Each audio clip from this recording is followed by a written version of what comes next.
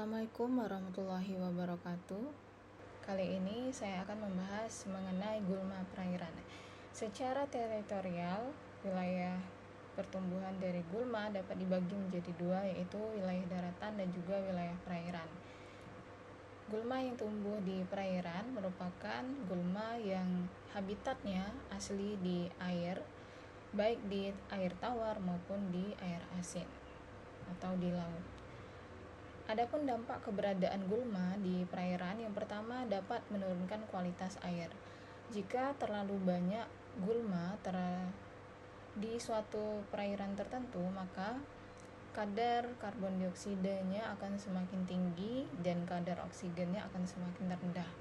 Kemudian juga gulma ini dapat menyebabkan pendangkalan di sungai-sungai apabila terlalu banyak populasinya. Apabila terdapat pada suatu irigasi ataupun aliran air sungai, maka akan menyebabkan penyumbatan. Kemudian juga dapat mengurangi produksi ikan di rawa-rawa ataupun di danau, terutama juga pada daerah yang ingin membudidayakan ikan. Juga paling penting adalah sebagai sarang hama dan penyakit bagi tanaman budidaya kita. Adapun klasifikasi berdasarkan teritorial perairan, yang pertama adalah marginal atau tepian. Artinya si gulma ini tumbuh di daerah tepian yang ada airnya atau ada genangannya. Kemudian ada emergent, gabungan antara tenggelam dan terapung. Submerged, ini adalah yang melayang. Kemudian ada anchored with floating leaves, ini yang tenggelam tapi kemudian ada daun-daun yang mengapung. Kemudian ada free floating, ini 100% mengapung, dia dapat terbawa oleh aliran. Nah, ini adalah penggambaran bagaimana si gulma perairan ini dapat kita klasifikasikan lebih spesifik lagi.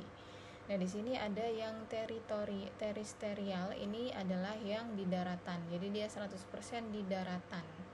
Sedangkan kalau yang di pinggir itu seperti ini, dia ada di pinggir tapi di pinggir bagian perairan tersebut. Kemudian ini ada yang submerged wedge, ini dia ada di dalam dasar dari perairan. Kemudian ada rotate alga, kalau si alga ini tidak termasuk dari gulma karena dia tidak tergolong tumbuhan. Kemudian ada rotate floating wood, ini ada bagian yang mengapung di atas. Kemudian di sini ada partially submerged wood, di sini ada jenis gulma yang secara parsial, dia itu ada yang di dalam air dan juga di atas permukaan. Kemudian kalau yang free floating wood, ini dia tidak perakarannya ini tidak tertahan di dasar, tetapi juga ikut mengambang di sini bersama dengan bagian tajuknya atau bagian atasnya. Nah, habitat gulma ini kalau di budidaya kita ketahui bahwa gulma adalah tumbuhan yang tumbuh di daerah atau tempat kita melakukan budidaya tanaman. Tetapi kalau pada gulma air, ini bisa menimbulkan berbagai permasalahan terhadap lingkungan. Jadi lingkungan di sini tidak hanya lingkungan budidaya saja, tetapi juga misalnya kalau kita punya kolam, kemudian ada tanaman yang awalnya kita berniat untuk sebagai tanaman estetika ataupun untuk keindahan kolam, tetapi kalau dia terlalu banyak dan semakin banyak itu akan mengganggu habitat sekolam. Begitu juga di rawa, waduk, bendungan, dan tentu saja di sawah, karena sawah salah satu adalah budidaya menggunakan genangan atau air, sehingga kalau di sawah ini ada masuk dari irigasi berupa gulma air, kemudian dia tumbuh dan hidup di lahan sawah kita, tentu dia harus dikendalikan apabila dia menyebabkan berbagai kerugian terhadap tanaman budidaya. Ini beberapa contoh gulma perairan, ada asiung raja, kemudian ada enceng gondok. Nah, enceng gondok ini sendiri merupakan gulma perairan introduksi ya. Asalnya ini dari Amerika Selatan. Kemudian ada ganggang, kemudian juga ada kiambang, Nah, kiambang ini salah satu yang free floating ya, artinya dia bisa terbawa aliran air. Kemudian ada azolla, kemudian ada genjer. Nah, genjer ini salah satu dari gulma yang sering muncul di lahan budidaya sawah. Kemudian ada hornwort. Hornwort ini dia akarnya ada di bawah atau di dasar perairan, tetapi daunnya itu melayang ya, melayang di dalam air. Kenapa tanaman ini bisa tetap hidup meskipun dia tergenang? Tentunya ada mekanisme dari si daunnya supaya air itu tidak masuk ke dalam sel dan merusak sel. Biasanya ada lapisan lilin ataupun lapisan pelindung lainnya. Kemudian ini ada yang teratai. Nah, teratai ini dia dasarnya si tanaman ini ada di bawah, tetapi bagian atasnya muncul di permukaan air. Kemudian ini yang di lautan. Di lautan ada seperti ini, contohnya ada Codium fragile. Ini adalah gulma perairan air asin. Dia disebut gulma, misalnya dia mengganggu pada tanaman budidaya. Kalau di laut itu kita bisa budidaya rumput laut gitu ya, atau kita budidaya mangrove dan sebagainya. Dia bisa menjadi suatu tumbuhan yang tidak kita inginkan. Nah, penyebaran gulma air, yang pertama aktivitas sendiri atau secara alami si gulma ini bisa menyebarkan calon-calon gulma lainnya itu melalui air itu sendiri, melalui penyebaran bijinya ataupun penyebaran dari bagian-bagian vegetatifnya. Kemudian bantuan alam sama seperti gulma daratan, ini bisa melalui air atau terbawa manusia, terbawa hewan, ataupun bisa juga melalui angin dan sebagainya. Kemudian kalau bantuan makhluk lain, ini spesifik ke makhluk hidup lain selain manusia adalah hewan-hewan ya.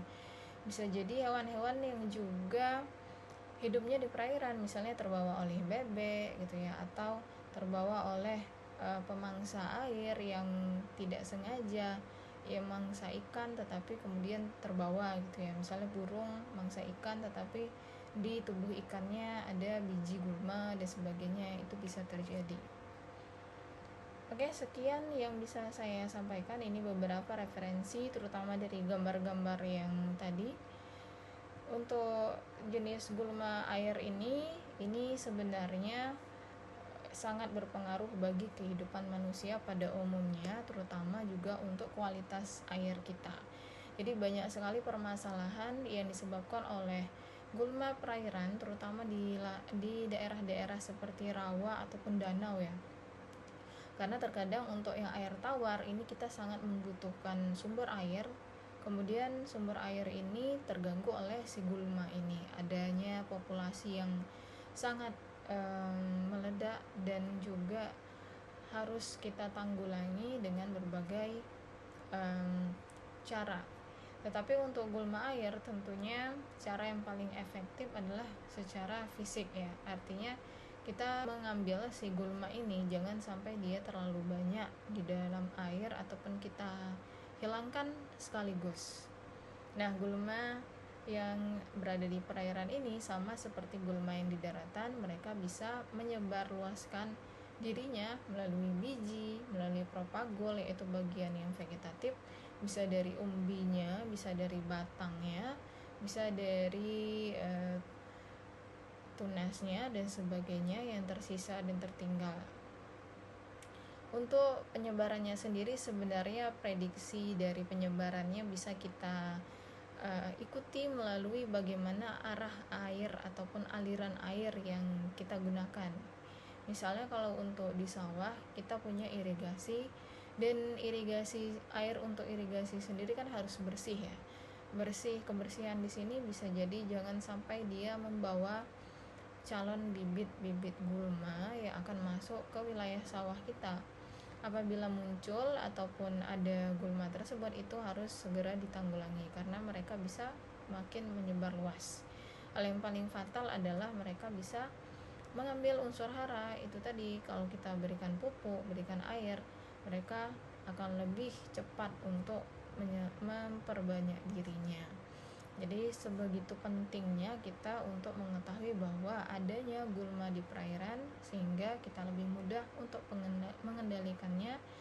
Sekian dari saya, terima kasih atas perhatiannya. Wassalamualaikum warahmatullahi wabarakatuh.